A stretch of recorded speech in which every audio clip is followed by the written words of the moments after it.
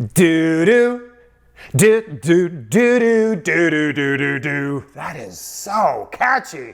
And you're welcome, because that's going to be stuck in your head for the next week now. Thank you so much for being here. This is a big one because Fandango was with WWE for 15 years before he was released in June, and this is the first interview that he's done since then, so there is a lot to dig into here. But first up, a big thank you to our sponsor, NordVPN. So if you follow me on Instagram, you know that I've been traveling a lot in 2021. And more often than not, I'm using open Wi-Fi networks in hotels, airports, or restaurants. In fact, I uploaded this from my hotel in Las Vegas. So I'm sure you know that public Wi-Fi is notorious for hackers jumping in there and stealing information. But by using NordVPN, it protects me from hackers and really gives me peace of mind while I'm traveling. And it's incredibly easy to use, whether it's on your phone, I should probably write back to that text there, hi Alex, or on your computer, and it's super fast. Well, and I think the best thing about it is you can access content from 59 countries by changing your virtual location with just one click. So you can watch another country's version of Netflix or Hulu. And I'm gonna let you in on something, but don't tell anyone. I have been using NordVPN recently so I can access the WWE network instead of watching that content on Peacock, because while we don't need to get into why the WWE network is better than Peacock, but let me tell you, I'm still able to watch the WWE network here in the US. But again, that's just between me and you. They've got an amazing holiday season deal going on right now. When you go to nordvpn.com/CVV or just use the code CVV, you'll get up to 73% off your NordVPN plan. But that's not all. You'll also get a bonus gift. So again, it's nordvpn.com/CVV, nordvpn.com. Man, that is so catchy. You're welcome. Yes, that will be stuck in your head for the next week. If you want to take advantage of this deal, you gotta act fast because the holiday season deal is only on for a limited time. nordvpn.com/CVV. Now let's get to it. The man himself, Kurt Hussey, AKA Dirty Dango, AKA Fandango. What if I just left the meeting and then kept blowing you off for another 3 months? I'm like, that's how we're going to start this interview right now. We're recording. I'm the 21-year-old girl you met at the bar that kind of just keeps stringing you along for months until I break up with my boyfriend and then I go on a date with you. Yes. I think this is our fifth. Did we reschedule 5 times? I mean, yeah, you got a lot. It's okay. I'm a loose cannon, We're here. It's happening. Breeze isn't around anymore, and Breeze kind of is the one that organizes things. It keeps things flowing, and so Breeze isn't around, and shit's going off the rails. So I apologize. I like the Christmas tree behind you. That is gigantic. It's a 9-footer. Oh man. Nice 9-footer. Which means these are 12-foot ceilings, I'm guessing. Good call. Good eyes. Yeah. Wow. That was just simple math, I feel like. Yeah. And I know that because this wall right here I built on the deck up here. This is a 3rd floor, and you build your wall on the deck and then you lift it up, like Amish style. And we did it in the spring when the wind was coming in off the ocean, and this wall actually fell on my back, and my buddy picked it up off my back. And then I think I wrestled for the NXT Tag Team Championships for like a month after. Yeah. How long have you been building this place? 10 years? No. This feels like it. It feels like 10 years. About a year and a half. It's been. And is it done now?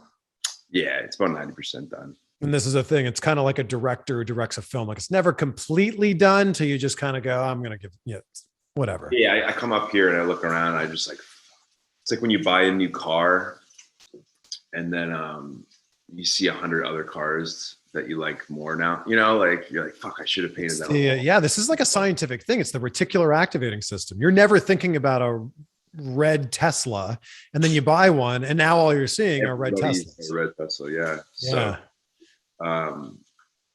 it's to me, remodeling units is kind of like creating art, and it's really it's weird because you live in it, and a lot of people decorate and build their units for what other people are liking. So it's like gold handles are in right now. That's what people are doing. Like, Yeah. who fucking cares? I'm living here. This is my house. Do you know what I'm saying? Like, Yeah. I feel like people tend to cater to other people too much, you know? And so this place came out really nice. I like that your Brody tattoo is on full display here. Yeah. That's a great piece of work right there. I asked my buddy, Sammy, the Silver Fox, he's my tattoo guy. I go, just give me a little Brody tattoo. And he just huge ass fucking tattoo. That's I'm like, great well, though. it's cool. Yeah, it's fine. When did you get it? Like 6 months ago, when Brody passed last December, I'm like, man, I'm gonna get some ink, you know. And then what I do is I'm like, you know, I'll wait 6 months. If I still want to get it, then I'll get it. So I waited 6 months. I still wanted to get it, so I did it. But I'm eventually gonna get my whole arm done. It's just I'm so busy right now. I haven't got a chance. What are you busy with these days? Just dude, I'm doing a bunch of indie shots right now, and finishing this house, and doing another unit across town. So I kind of maintain these buildings that I've accumulated over the last few years, and then every time someone moves out of one, you got to go in, fix it up, paint it, get it ready to rent again. So it's kind of this business I've been setting up for myself for life after WWE. So out of all the dumb things I've done, I guess that's the one big thing I did was invest. Did Breeze get you into this, or did you get Breeze into it? I got Breeze into it. We started tagging in like 2015 or 16, and that's when I first started kind of investing down in Tampa.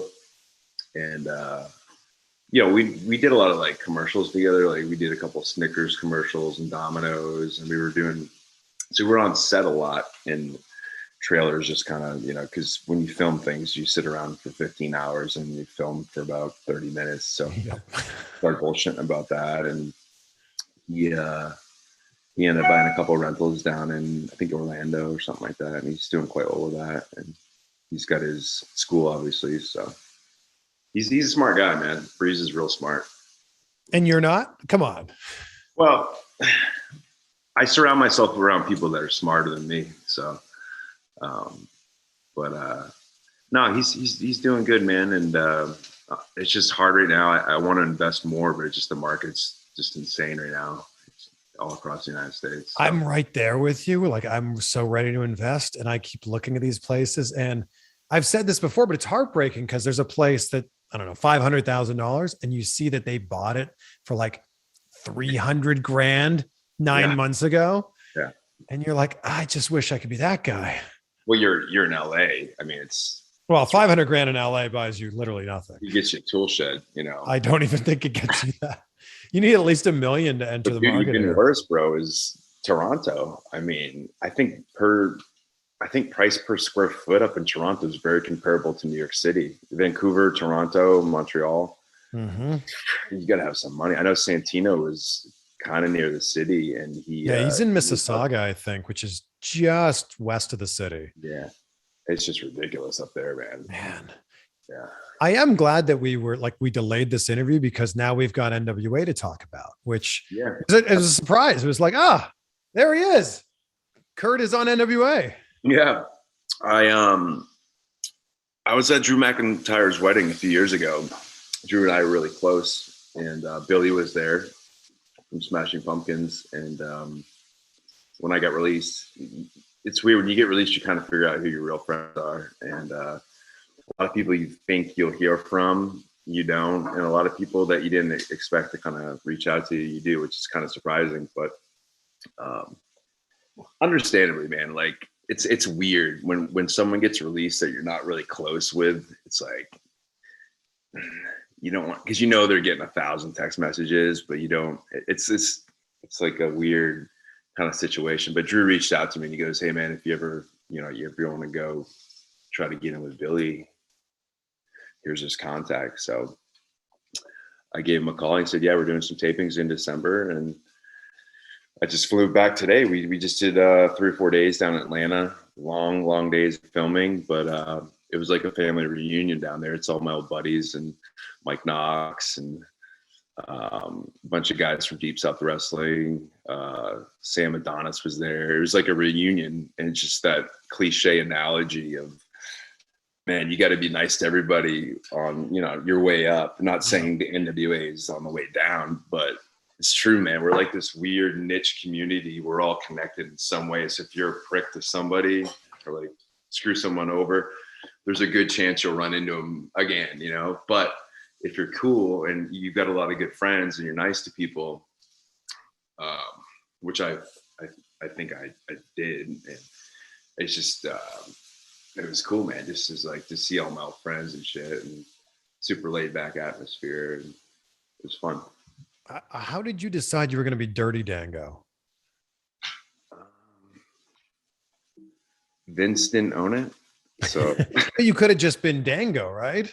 yeah, but I'm just so goddamn dirty, Chris, you know. How dirty are we talking? Man,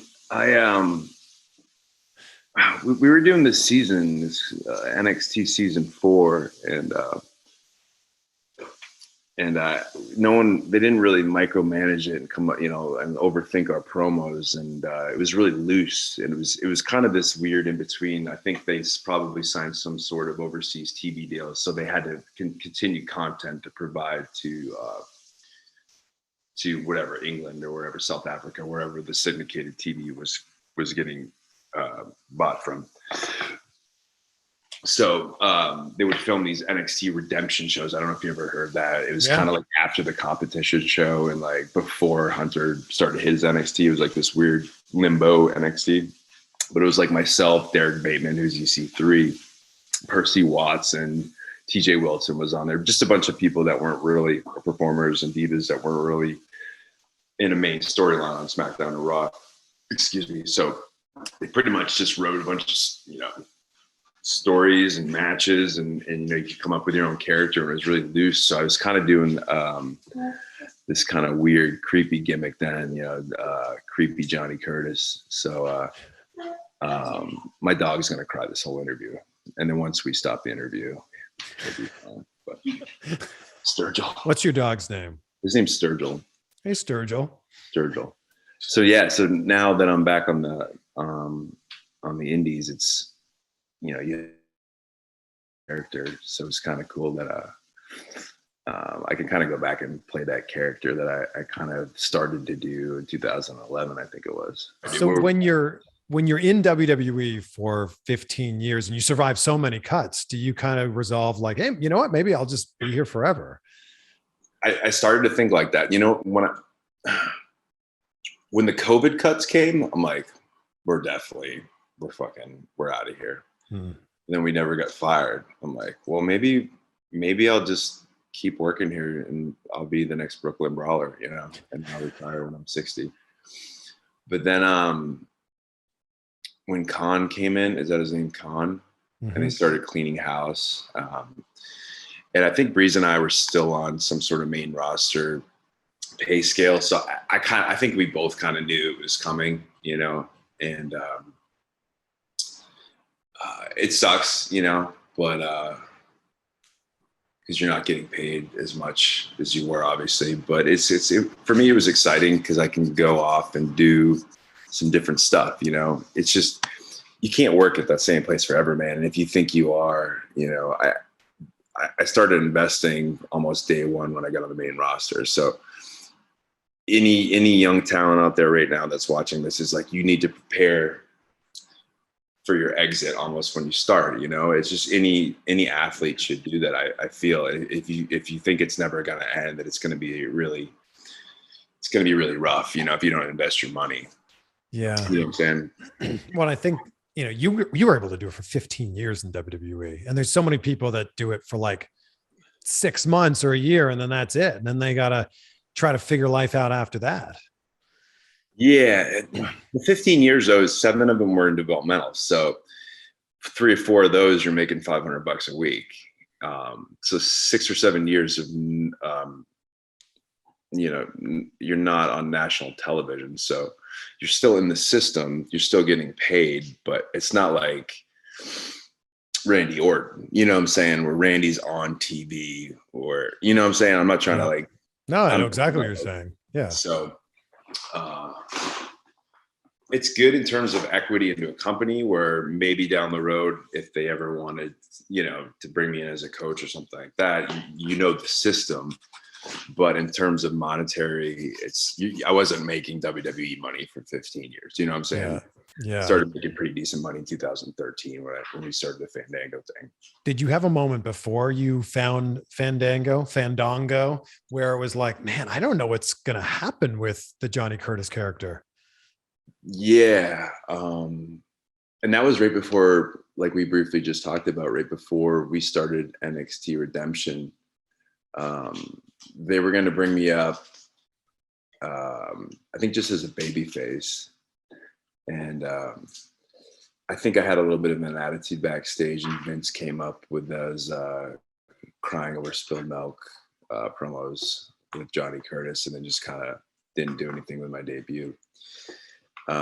So yeah, I was kind of in limbo there, just kind of anticipating probably getting released in the near future. This was around like 2011. And then they're just like, there was a writer who was writing for the NXT show Redemption named Tom. And he's like, hey, I remember we were in England and they were doing an episode in Manchester to film. He's like, hey, we want you to be on the show. We got this idea with Maxine. I don't know if you ever heard of her. She was one of the talents.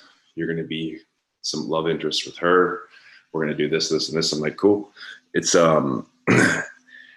It's a lot better than going to TV every week and just kind of hanging out and catering. At least mentally, you're stimulating yourself and trying to think of something, And so, yeah, I guess up to that point, I was, just kind of showing up every week and kind of waiting for the axe to fall. So then you never know. Like, you're 1 week away from getting a really good run. Not that that was a great run, but you're also just another week away from getting released, unless you're in a made spot.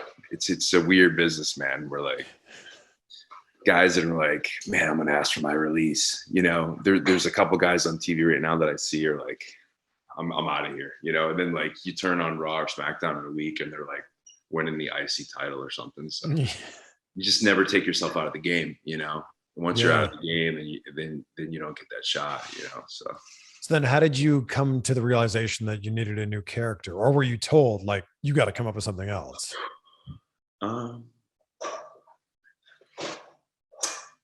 In wrestling, Dr. Tom Pritchard used to always say, you always start off as like a baby face and you're kind of excited to be in the business and you're like, let's go. And then as the business and the wear and tear of the business gets to you, it kind of turns you into a surly person. I think that's what it was doing to me.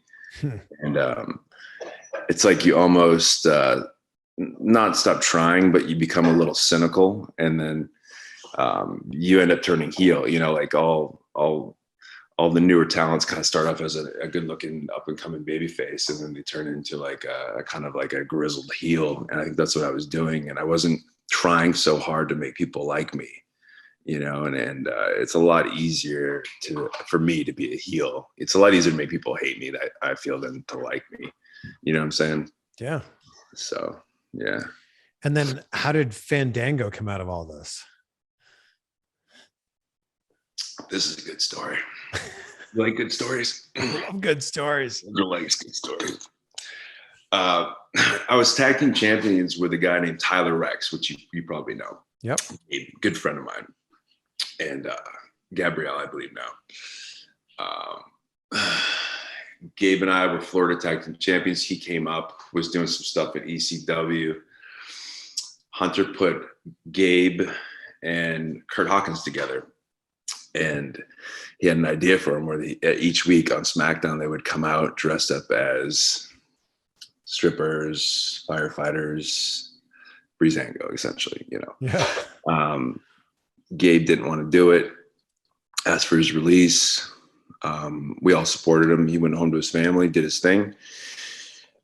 Kurt said, Hawkins went to whoever was in charge of writing SmackDown, said, "Hey, what about Johnny Curtis? He's just kind of hanging out in the back, you know, doing dark matches and eating catering and walking around selling." And they were like, "Yeah, that's a good idea." And then they came up to me next week and they go, "We want you to do the gimmick. Don't tell Hawkins." I'm like, so like I went and told Hawkins, I'm like, "Sorry, bro. Like they asked me, they want me to go to dance school and be a stripper." And he's like, "Dude, you know what? He wasn't into it. It wasn't his first choice. I don't think it was anybody's first choice to be a stripper character, but he was cool with it." They started sending me to a stripper school, dance school in Tampa.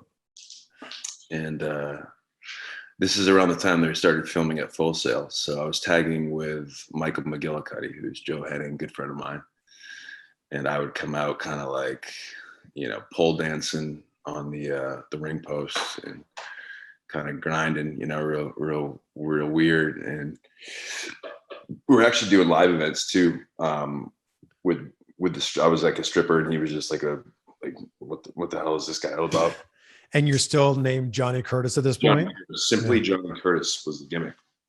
And this was like November 2012. And then just 1 week we're at Full Sail and Hunter comes up to me. He goes, "Hey, we're not going to do the stripper thing." I'm like, "Oh, right. Like, cool. Yeah. I'm going to be in the fucking Shield, you know, or something really cool." He's like, "Go to ballroom. Now we're going to have you go to ballroom dancing school." I'm like, "Oh, great." Even better. This is an ongoing theme that actually happens throughout my dancing career. But so I was actually moved out to Houston and I started going into ballroom dancing school out there, and which was super hard, bro. Like it's like go to professional wrestling school and get really good at it in a month or two. Mm-hmm. These guys and girls that were professional dancers out there, bro, are like, it's like trying to learn a whole alphabet, you know, and like a couple days, you know, like learning a whole new language, and all they can teach you is like one letter, you know, and that's just enough to fake it, you know, and it's so difficult. It takes years and years and years to get good at like ballroom dancing. And I was getting kind of frustrated, but I'm like, listen, let's just make me good enough where I can fake it, you know? And so yeah, I was training for like 3 or 4 months doing that. And then Vince flew me up to Manhattan, and then we started filming vignettes there. And then I don't know if you want to jump into the whole Fandango story, but sure, yeah. So I remember he rented out the Highland Ballroom, and we filmed for a couple of days there. And then he didn't like the way that I said Fandango into the camera, excuse me. So he cut all those vignettes. They never even like aired. I think maybe one of them aired. And then one day I'm just working out in Atlanta, which I just came back from at the, I think Georgia Tech Strength and Conditioning School. And I think Mark Carano is just like 10 missed calls from Carano. I'm like, what the fuck, you know? And he's like, "Vince has been waiting up in production for you for like a half an hour." So apparently he was going to produce all the vignettes and no one told me. So I'm just working out, and then Vince is waiting for me for like an hour, and they had this whole like room set up with like a screen and all this stuff. And I'm like, "Oh shit." So I ran over, and then Vince produced the vignettes, and he turned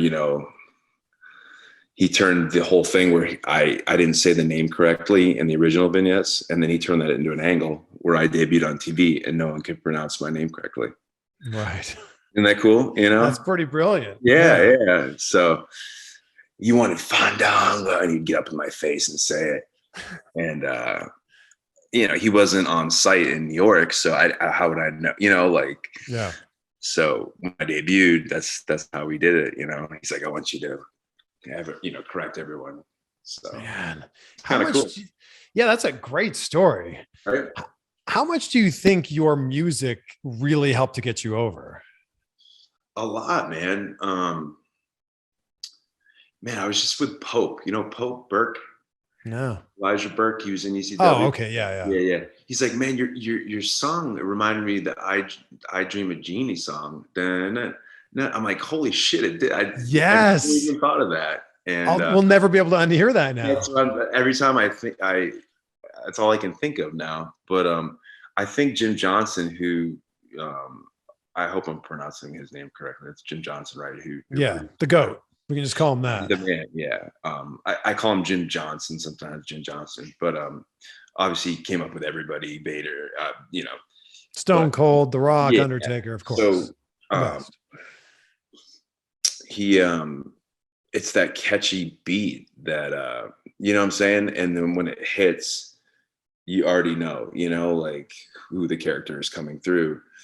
Um, but yeah, I mean, obviously that song when to me entrances are so important, it's still give me a full like if I have a match and they cut my entrance, I'd rather have 2 minutes from the match cut than the entrance. Do you know what I'm saying? Absolutely. Because that's where you make all your money because the camera's just on you. You're not sharing the camera with someone else in the ring, a valet and a ref.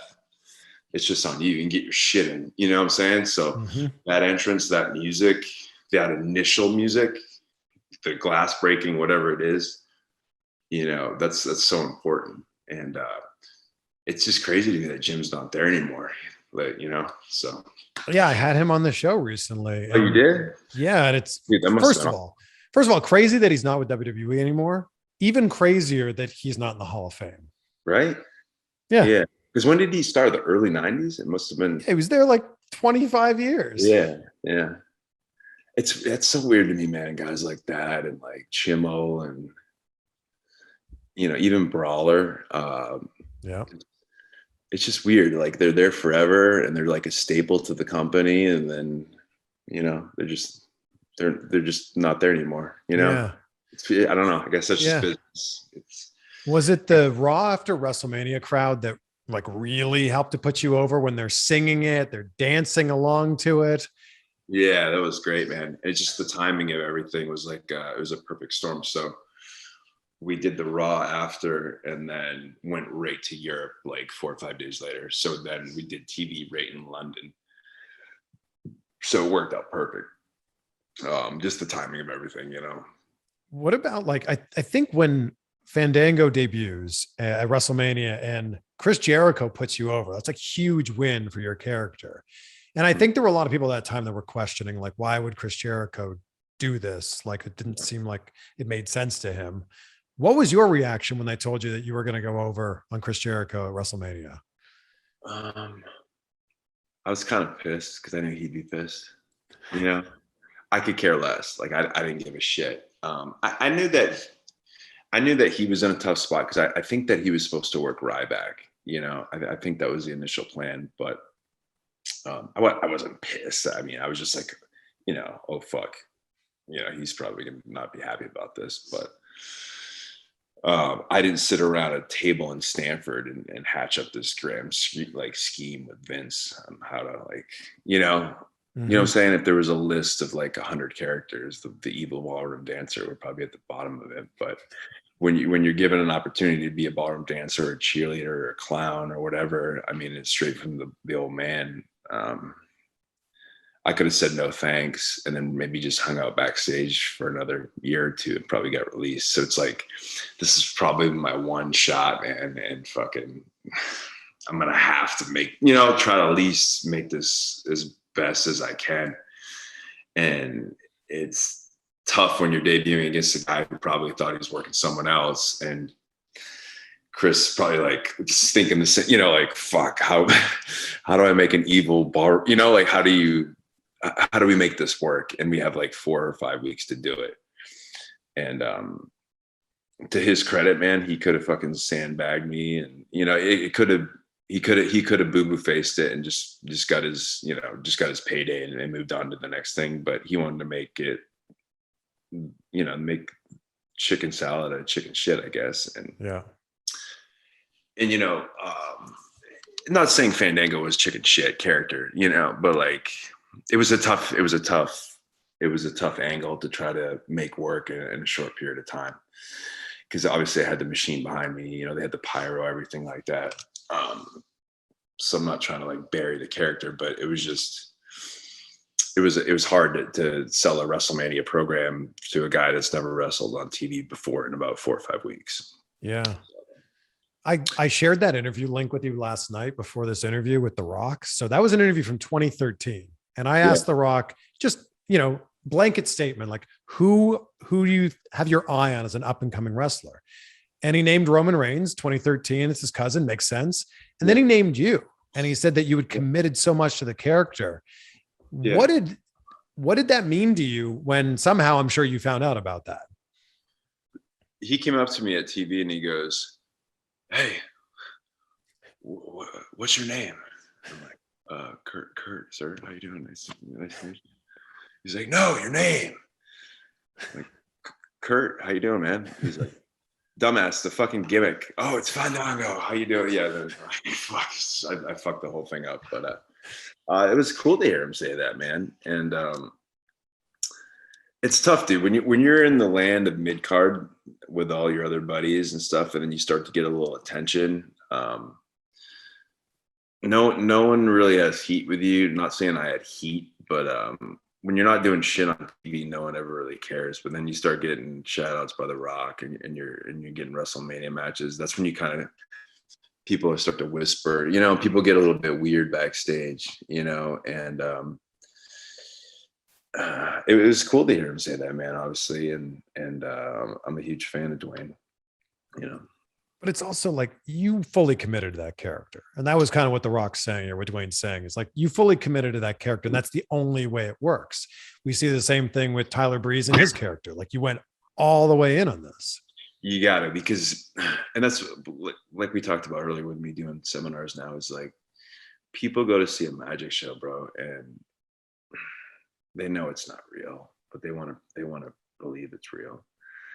And if I go out there and I'm given 92% of the ballroom dancer gimmick, and I'm just kind of like, whatever, you're kind of letting them behind the curtain a little bit. And that's what I tell guys and girls in seminars, is like, you can have a great match and everything can be going great, but if you just throw like one little fluff punch, some guy in the front row is going to be like, "Oh, fuck," Everything you do, man, you cannot let them behind the curtain. And when you're playing such a off the wall character like that, you gotta just completely stay in it. You know what I'm saying? Like, yeah. Because if you let them behind it just a little bit, or if you show trepidation in the character, or you know what I'm saying, and it looks like you're a little insecure with it, then it's just shit. Do you know what I'm saying? Like, the reality is you guys are out there, dancing around in your underwear anyway. Yeah. It's like, you've got to own that.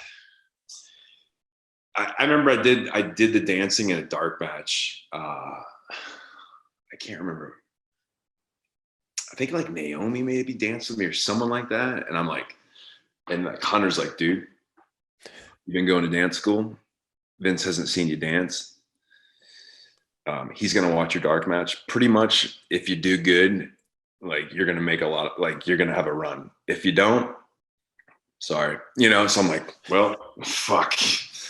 So, you go out, I think I worked Sammy Callahan actually in like Providence. I'm like, well, this is it. Either I fucking just completely dive into it, or I'm going to go hang out in catering for the next year and probably go work the fucking ECW, a Super 8 or something, after, back to the indies. So I just went out and completely just gave it 100% and just faked it as best I could, in terms of being able to dance. And Vince said, "Kid's got balls. I like it." So. When did the character start to like fizzle out? Like, cause you had such a good run and so much momentum.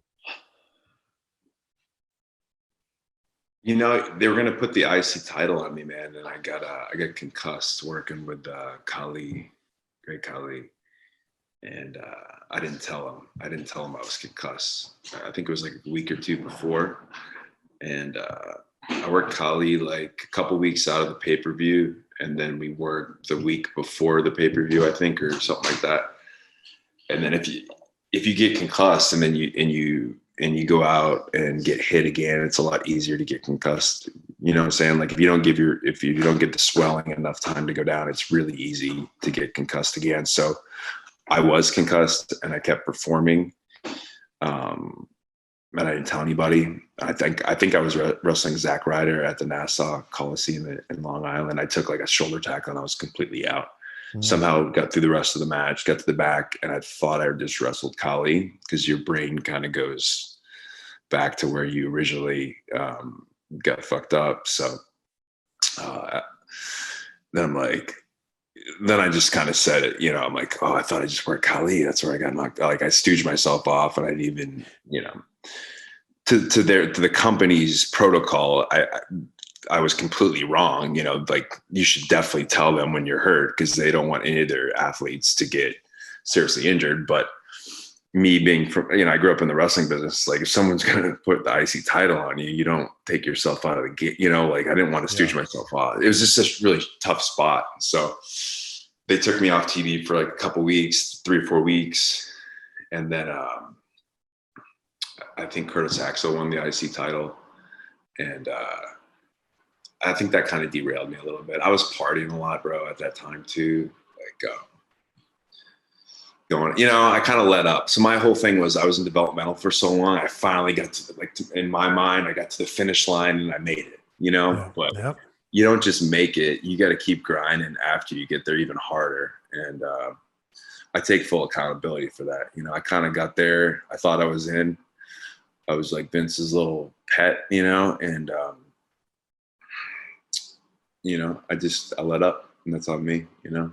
So, but I also, you know, I've as I understand it, Vince has pets for, you know, a week or 2 or 3, and then when he gets tired of playing with his toy, it's on to whatever's next. Drew McIntyre, you know, dude, he loved Drew. He probably still does now, but Drew was young, you know, and maybe not quite ready for where he's at now, you know. But I feel like if you've got that ability like Drew does, man, it's cliche to say, but the cream rises to the crop on top, you know. But he's just too good not to be there, you know what I'm saying? Mm-hmm. And he just had to go out and grow up a little bit. But yeah, I mean, it's tough, man. Like you got to think Vince has so many different talents coming up and like probably so much stuff going through his brain where like, you know what I'm saying? It's like someone driving a cool car into your parking lot all the time, you know, and like, fuck, I'm going to drive this, you know, like, yeah, this is pretty cool. Like, I've never driven the new, you know, Tesla before. Let's try this. Oh man, I really like this. This is really cool. Until the new Tesla truck comes out. And then a Ferrari rolls in and then a Lamborghini rolls in. Yeah. And then, you know, but yeah. So that's just the business, man. You know, you can't expect, like, there's only a few guys and girls are going to be in that elite top spot for their whole run. You know, there's only a few Randys, and I'm not saying don't inspire, like, don't try to be that guy or girl, but there's just some people that are going to have the run of Fandango or a mid-card guy. I'm not trying to make an excuse or, you know, but I don't know if Vince necessarily thought that the Fandango character was going to be a long-term heavyweight champion. You know, I think he thought that he had a nemesis for Chris, who was did ballroom dancing with the Stars. And I don't think he had a super long-term plan for that, you know, and that's on me. So like, you play a character, you get as much out of it as you can. And then instead of just going on tour and partying and collecting a check, you start to think of what's next. You know, Edge wasn't going to be a vampire forever. He kept evolving and progressing. Same with Hunter. You know, he just, that's your business. You need to take care. For me, I just thought I was in, and I let up, and I just relied on the writers to come up with shit for me. So But going back to what I was going to tell you earlier is like, they did repackage me a couple of times. And then Vince is like, I got this great new idea for you. You're not going to ballroom dance anymore. You're going to salsa dance now. I'm going to put you with Rosa. Like, fuck yeah. Let's do it. So it's like I kept getting repackaged. Layla or like, but every time I'm still a fucking dancer, bro. And I'm just like, I guess I'm just so goddamn good at dancing that I guess so. Just so everybody knows, does Dirty Dango do any dancing? I'm like Axl Rose out there. I'm like the Serpentine, man. Like it's just real. It's like a male stripper who has worked the territories of stripping, and now he's at the twilight of his career. And he just mails it in, he's like that male stripper that shows up to the bachelor party and they're like, fuck, he does not look like, that's me, bro. And I have a candy cigarette now too. That I just perfect. Like, man, Dango doesn't look as. Do you feel like you're in the twilight of your career, the twilight of your wrestling career? Dude, I thought a year or two ago, like when they're making cuts and everything, you start to really think of like when all your friends are getting fired, like that was the major COVID cut. Like the COVID, like those are all my friends, 30, 40 of my close friends I started with. It starts to become more of a reality and you start to really think about what am I going to do next? And I'm like, I'll probably never wrestle again. I didn't think I was going to, because I started in 99. So I've been doing it so long. Yeah. I'd probably just go full time into construction, and just do primarily rentals. But it's weird. I feel like there's two different like directions you go when you get released. There's like, you kind of just like, you're kind of fed up with the business and it kind of like WWE kind of like really wears you down, or you just get motivated and excited to do some shit that you haven't been able to do for a while. And like Matt Cardona is a perfect example. Mm-hmm. I just spent the weekend with the man and it's really cool to see someone create a brand for themselves. And he did it even when he was in WWE, but the dude hustles, man. And he's an inspiration for someone like me that if you still want to go out and just create, art and create characters and just be able to do promos and just come up with your own shit, be creative. There's so many different platforms and places to do it right now on the indies. It's really cool to see. So honestly, I thought I would retire, but I've been busier in wrestling more in the last 3-4 months than I did in NXT for the 2 years prior to that, which is cool. I guess it's kind of reminding me why I got into the business, it's cool, man. It's been really cool. I guess it's not just work anymore for me. Why I got into it. You know what I'm saying? Yeah. So the passion has come back is what you're saying. Yeah. And I'm not trying to talk shit about WWE, but it's just that grind, bro. Yeah. That schedule, is tough when you're making $2 or $3 million a year, but it's even harder on the guys like Heath Slater. This dude's showing up to TV and grinding every week, and you're going to roll into TV and lose probably. Mm-hmm. It's just that's your job. You're the guy that shows up every week, and every now and then you'll get a little push ski, but it's tough, man. When that grind. And then your equity on TV is still kind of shitty, and you're just going to do like Superstars or Main Event every week. It gets to you, man. It really does. So how do you even balance like that? That is such a grind, and you're on the road so much. And I think one of the biggest things that's not talked about is it's not just on the road going to the hotel and the venue. It's on the road booking your own hotels, booking your own rental cars, all that stuff. How do you balance having a real life? How do you even have a relationship during all that?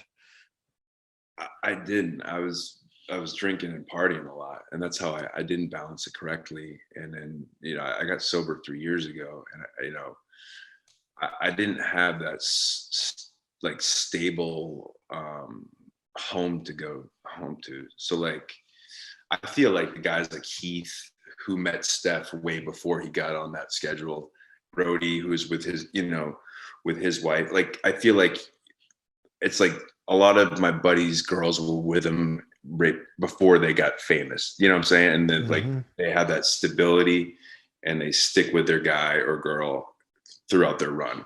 But bro, it was nearly impossible for me. Like, think about it. I'm in Tampa 2 days a week, on the road 5. It's like, what kind of girl I want?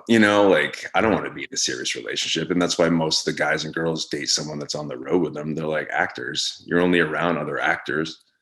You know what I'm saying? Like, who else do you see when you're on set for 6 months? You don't see. You're on set for 16 hours a day. You know what I'm saying? Like, those the people you're around, you create rapport with them. I mean, it's hard to, go back to Tampa and meet some girl that works at Applebee's or whatever, Like, all right, I'll see you twice a month, So you can see me on Monday night, but yeah, I mean, and it takes a certain type of person to, you got to be really secure with yourself too. You got to think. So like, if you start dating someone, most people's perception is like, this guy's a rock star. He's on the road. He must have 100 girls waiting for him. But they don't realize it's like, you wrestle, you get in a car, you drive 3 hours, you're dead tired, you go right to sleep, you get up, you work out. It's not like the Attitude Era where there's 100 hot chicks waiting for you at the hotel, or it's not Guns N' Roses. It's DX is getting flashed in the crowd. It's just a different, I mean, it's not like it used to be, but so now that you've kind of like reinvigorated the love, the passion for wrestling, how much longer do you want to do it? Dude, I want to have like 7 retirement tours, bro. I guess I was thinking around 40. I'm 38. I'm also 38. Yeah, man, you look way better than I do for 38, bro. I just have better lighting. Is that what it is? I just have better lighting and skincare. I'm sure you use some sort of skincare. You weren't a motherfucking ballroom dancer for 7 years either. That's true. I also wasn't trying to get by on 3 or 4 hours sleep for 10 years or whatever it was. Yeah. I don't know, bro. Like I thought I was going to retire when I left WWE, who knows? Maybe I start doing something really cool 6 months from now. Maybe I don't, who knows? But I'm having fun now, and I'm having fun seeing a lot of my old friends. And I feel like 42, 45 is a lot younger than it was in the 90s or in the 80s. You know what I'm saying? Like, absolutely. Look at AJ Styles. Like, when I look at AJ, I'm like, to me, he's like a 30-year-old guy. You know what I'm saying? Mm-hmm. And but Christopher Daniels is still wrestling. Yeah. Chris Jericho's still wrestling. Yeah. I just feel like people, I don't know if it's just like the evolution of nutrition or whatever it is, but like, just people don't look as old as they used to, maybe it's because we don't smoke cigarettes with me, but like, shut up and have a Lucky Strike, pussy. Yes. My grandfather recently passed away at 97. And the last time I saw him, he was still in pretty good health. I said, Grandpa, do you know what the life expectancy was the year you were born? And he goes, I don't know. Pulled out my phone, Googled it. 63. Yeah. Was the life expectancy of my grandfather in however many 100 years ago when he was born. Yeah. And now our life expectancy is close to 80, which is crazy. Mm-hmm. I think every year it's gone up like a few months. So that's even wrestling, man. Remember like watching wrestling in the 80s or early 90s, like these are fucking grown ass men. Like these are like like everyone looked like just a man. Like, the barrel chest. Yeah. Like, these are men, I'm not saying we look like kids now, but I don't know what it was. Maybe it was just eating bologna and cheese sandwiches and shit and just doing bench press. But like the idea of like Ric Flair has always looked old. I feel like Arn looks Harley Race. Arn looks he's like evened out, like he looks like where he's, like he finally looks his age is what you're saying. Yeah. Like Benjamin Button or whatever. But His son though is like doing the exact same thing. Like his son looks so much older than he really is. Yeah. It's just weird, man. Maybe I don't know. It must be something to do with our diets. Like they didn't eat avocados in the 90s and shit. They're just eating fish fillets and stuff. They're like, this has got 10 grams of protein in it. So Well, and fitness wasn't a thing in the 70s, 80s, 90s. Like you joined a club to have a membership to basically hang out with your friends. Now, like you have classes, you can go to yoga class or Pilates or the gym. Like it's so much more worked into our life now. it's a huge staple in our society because we're so observed now. Think about it. Like I remember being like 18 or 17 or 18 in the early 2000s and be like, like you have a couple buddies that go to the gym and it's like a weird niche kind of thing that you do. But now everybody with Instagram and Twitter, it's like everyone's so observed, you know what I'm saying? And like, I feel like everybody's kind of in shape, you know what I'm saying? Well, certainly where I live here in Los Angeles, that's a thing. Like you're doing some sort of active stuff. And you were living in Florida. It's also a really big thing there too. Yeah. But I also remember, like, since we're the same age, I remember being so inspired by the Attitude Era, joining the gym when I was 16, like right at the end of that school year. And then I came back that September and you get those like beginner gains. Yeah. And you're like, I That's like these looks I'm getting here. Yeah. False sense. Then you plateau out. Yeah. All of a sudden, none of your shirts have sleeves anymore. I mean, this is still the case for you, I guess. Yeah. Oh, geez. Flexing on us. I'm a bodybuilder from the waist up, bro. We don't want to do from the waist up. That's why you wrestle in pants, right? Bro. Then when I first started, they're like, I'm doing a leg drop off the top. And I do the exact same moves now that I did when I first started. And Biff, my buddy Biff Oni, he's like, bro, I was watching one of your matches from 1999, dude. You did the exact same shit that you do now. You had it figured out. But have you interviewed him yet? No. Bro, he's a trip. You got to get him on your shit. But the guy, when I first started, the guys are like, dude, don't do a leg drop off the top. You're gonna do it. They're like, kid, you're gonna, because I'm, from Boston. They're like, dude, I'm fucking telling you right now, kid, if you keep the leg drop up, you won't be able to walk when you're my age. I'm like, yeah, whatever, bro. Whatever. Like 25 years or whatever, 22 years later, I'm like, fuck, I wish I listened to that big biker guy at that fucking Elks Lodge. He was right, man. It's so true.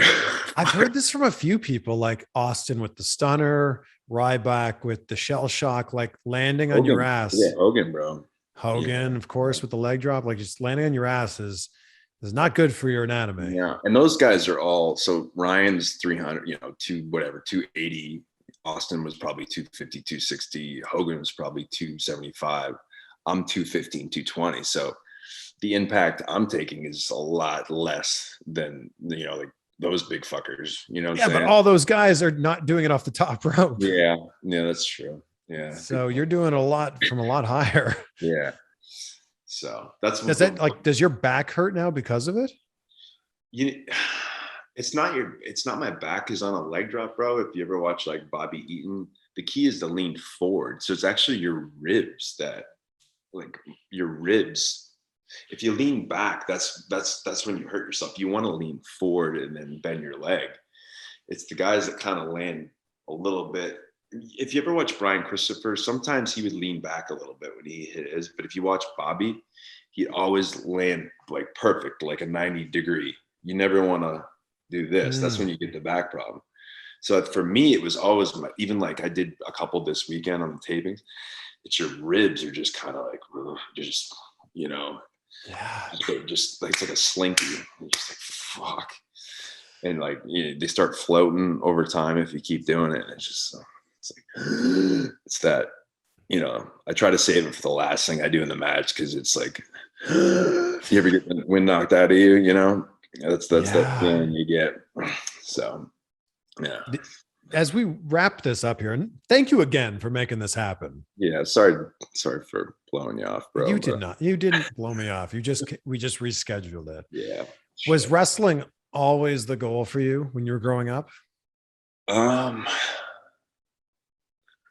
I grew up in a like a real tough trailer park, man. And I think I was just trying to find something to lean on, like I skateboarded and that kind of kept me out of trouble. And a lot of kids, 2 or 3 kids that I started professional wrestling with were from the trailer park that I grew up in. I'm not going to go into a super long story here, but I was by far the skinniest, the most unathletic, timid, the worst out of the whole class of like 15 young kids that were training up here in Maine. And I just thought it was my ticket, like kind of something that I could do to get the fuck out of this place. This really, it's not like I lived in like, like the ghetto in New York, but it's just kind of a rough place. And I just, I tell these kids on the seminar, it's not necessarily who's the best. It's just who kind of sticks with it the longest. So a lot of these kids end up getting married or got into drugs, or I just kind of stuck with it. And you just kind of figure out a way to get on bigger and better shows and just surround yourself around better people. So, fuck, man, Morgan Freeman didn't get his break till he was like 50, right? Or something like that. And then like Samuel L. Jackson didn't get his break really till Pulp Fiction. Unfortunately, in professional wrestling, unless you're, I guess Paige wasn't that old, but DDP was like in his late 30s. But it's just, to any young guy or girl out there, man, it's just, if you're not the best, just fucking stick with it, just don't take no for an answer, well, it's the idea that if you do stick with it, you'll just consistently get better. Like, it's that book Atomic Habits by James Clear is an amazing book, and he's talking about if you get 1% better every single day, that's compounding on itself over the week, over the month, and over the year. And it's just, I'll take that drive over just pure talent, because I know a lot of guys with just pure talent, but they have no drive, like they just kind of just rely on that talent, and then they just kind of fizzle away. But it's those kids that have something to prove. You kind of have to almost have a chip on your shoulder. You know what I'm saying? I feel like that's the way it is with a lot of sports too. You got something to prove. Tom Brady wouldn't be fucking throwing a football around right now if he didn't have something to prove. I think that was my kind of case too, is I had something to prove because I was in developmental and looked over for so many years. And then I kind of proved it. And then I kind of just let up, and I stopped chasing it, and I just kind of enjoyed the ride. And then it just kind of passed me by, you know what I'm saying? And in retrospect, you can kind of reflect on that. And that's the biggest thing I see is a lot of guys that get released or get fired, guys and girls. It's so easy to point the finger at like management or WWE, like I fucked up, or, like they fucked up, but I'll show them. But sometimes it's hard to look at yourself in the mirror and just be honest with yourself. Just be like, you know what? My body wasn't that great. I was doing a lot of drugs and drinking. And not me, I'm just saying in general, but like maybe my promos weren't that good. Maybe I didn't have a good character. Maybe I had a bad attitude backstage. So if you can just be honest with yourself, whether it's wrestling, business, that's how you grow, bro. And if you just lie to yourself and say it's someone else's fault all the time, then you're always going to kind of stay at the same level, Yeah. And I kind of wish I could go back and talk to 30-year-old me at the age of 38 now. You can't, you know what I'm saying? So. Well, yeah, look, hindsight's 2020. But in that, you also wouldn't be the 38-year-old version of yourself now if you did go back. Like everything in your life happens for a reason and brings you to where you're at now. Yeah. And I got a good run, bro. I mean, we didn't even really talk about going back to NXT. I know you want to wrap this up, but like we can talk as long as you want, but I just want to be respectful. No, I don't give a shit, bro. I just bought a PS5. I'm about to get weird on this bitch over here. I don't even know how to fucking use this thing, but Adam Cole, before we parted ways in NXT, he's like, man, you got to get one of these PS5s. And I'm like, yeah, I'll get one when they drop down to like $300, and they're not going to drop down to $300 anytime soon. So I just bought one, but this thing's been staring me in the eyes over here. So. Did you feel like going back to NXT was like a bit of a rebirth for you? Yeah, man. So the most emotional thing for my whole career was winning those tag straps with Breeze. So like I think I said this in an interview with Hero. I think all we really want is respect from our peers and Vince. I feel like that's all a lot of guys just want Vince to tell them good job. I feel like we want to be respected by people that we respected. And it's weird when you grow up a diehard wrestling fan and you see Hunter, people that you really like growing up, you're kind of intimidated by them. And some guys or girls that didn't really watch wrestling, when they're backstage, they're almost more comfortable because they're not trepidatious or timid, because they're just oh, this is my boss, Paul. Yeah. They're not, but I'm like, fuck, I went to Killer Kowalski's school because I like this guy. So you kind of, but to go back to NXT and for them to put the tag straps on, it's it meant a lot to me, I know it meant a lot to Breeze because it kind of showed a different side of us where we weren't just a comedy act. We could actually go out and work. And the last couple of years on SmackDown, all we did was skits and stuff, which is cool to show that in your body of work, you can show that you can have a personality and talk a little bit. But it's hard to shake that stigma of when you're playing Kramer and you're doing it pretty good. Then you see Kramer in a different role. He's still fucking Kramer, Yeah. It's hard, man. It really is. And I'm not saying we were on the caliber of Kramer, but you know what I'm saying? If you're kind of, you get typecast. Exactly. Santino did his job so well, but if they just brought him back, they took him off TV and then brought him back as a badass, it's still it's hard, Well, he started as the badass. Yeah. And then somehow a guy from Canada is doing an Italian accent. Yeah. And he was you're right. He was so good at it. So good at it. And it's weird. It's maybe Boris or Santini just be hey, sorry, TV turned on. Bro, you can do 10 more years of comedy and get a good paycheck, or we'll give you 3 more years as the world champion. It's what do you, I don't know. What do you want to do? I was talking to Aaron Stevens this weekend at NWA. I'm like, how the fuck is Santino not involved in the wrestling? Let's turn this off. How is Santino not involved in professional wrestling in some capacity right now? You know what I'm saying? Well, he has his school, right? I don't know if he does that. I mean, I think he should be getting paid to perform somewhere. Oh, yeah. I think he's that fucking good, man. He's money, man. Did your TV just randomly turn on because we were talking about it? I think the PS5 is so smart that if I don't give it attention, it turns itself off. I think it heard you talking about it. It's yeah. Okay. It's the future. Well, Santino's daughter, I think, is going to make a big splash. Yeah, bro, dude. He used to bring her around probably 10 years ago. She was just a little girl. Yeah. And now she's a grown woman. Holy shit, we're getting old, man. Grew up to be a beautiful woman. And yeah, she's definitely an athletic girl. I think she's going to do really well for herself. And it's cool to see. I'm excited to see what's next for you. It was so cool seeing Dirty Dango and NWA. Yeah. Check it out, man. I'm not really sure how we filmed so much. I'm not sure when it's going to air, but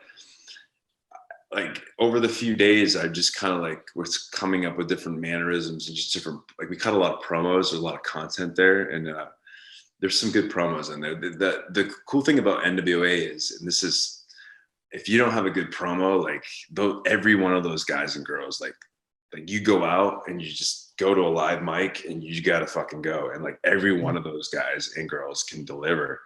I'm holy shit, which is cool to see, because a lot of independents, not saying they're independent or even independent's a bad word, but it's not really promo or character driven. It's more athletic,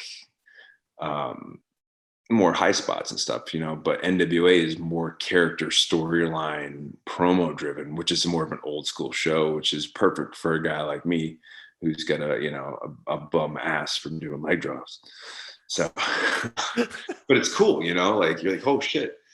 Cause you fly into a town to do a show, you're most of the time just wrestling and then flying home. But yeah, NWA, you got to get ready to deliver a good promo. Cause they got Tyrus Grillo there, Aaron Stevens, which, Damian Sandow. Dude, that guy, we did some like a promo or two together, and I was like, fuck, this is good. Like every one of those, Nick, Tom, Latimer, all the girl, like everybody cuts a really good promo, and I'm just sitting in the back. I'm like, shit, you got to bring the promo. Yeah, game. the bar is raised, Dude. Pope, Burke, like he cut a great promo. I'm like, Murdoch, Trevor, he's like the champ. Yep. He's not like the champ. He is the champ. And I didn't want to bad there, but he cuts a great promo. Mike Knox is there. He was killing it. He's my old roommate. It's a cool show, and there's a lot of freedom there, and it's really fun, which is important to me, because if I'm going to leave my house and leave my crew of guys who do my work, the construction up here, and go be away from my girl for 3 or 4 days, I want it to be fun, man. You know what I'm saying? I don't want it just to be a check. And, I had fun the last few days, and that's important to me. Yeah. Yeah. I've had fun this last hour or so. You have? This has been great. Good. Yeah. I will end this with the same question I end every interview with, because I'm a big gratitude person. You see it behind me here. Be great, be grateful. What are 3 things in your life that you're grateful for right now? My sobriety, my girlfriend, and God, for sure. Love it. Yeah, definitely. Man. Well, I don't want to take you away from your PS5 anymore, but what about Sturgill? Sturgill. Thank you for being quiet for some of our interview. You see him? Hey, buddy. All right, brother. Hey, sorry for blowing you off. And please stop apologizing. Thank you for making this happen.